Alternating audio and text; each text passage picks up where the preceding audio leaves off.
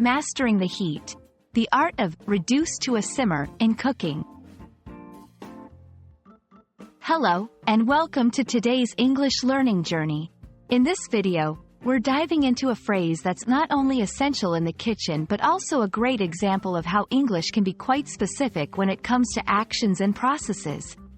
Today, we're unraveling the meaning and use of reduce to a simmer.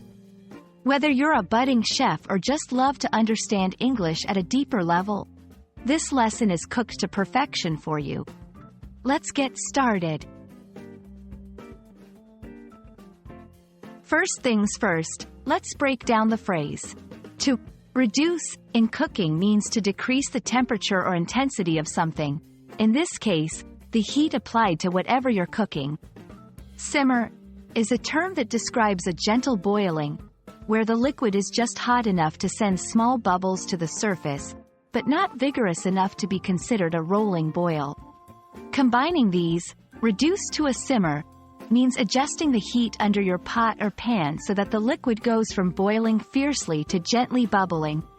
This technique is often used in recipes for soups, sauces, and stews, where a gentle and slow cook is necessary to blend flavors without evaporating too much liquid or causing ingredients to fall apart. You might wonder why this specific instruction is so common in recipes. Reducing to a simmer is a critical step for several reasons.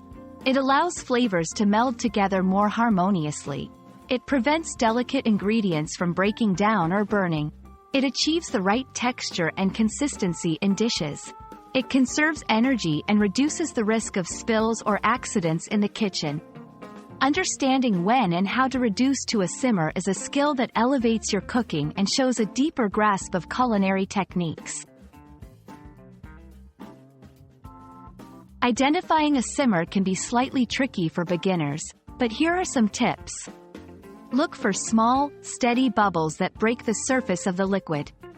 Listen for a gentle, consistent simmering sound rather than the aggressive boiling noise.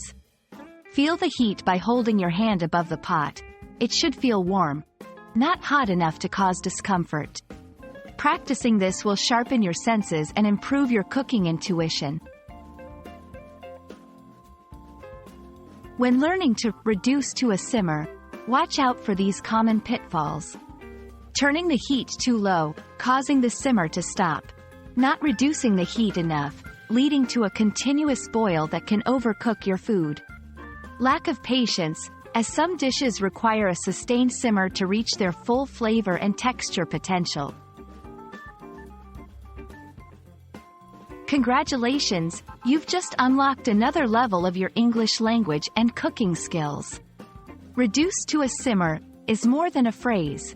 It's a culinary technique that showcases the precision and care in both cooking and language use.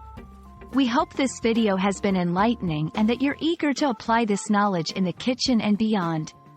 Happy cooking, and even happier learning. See you in our next video.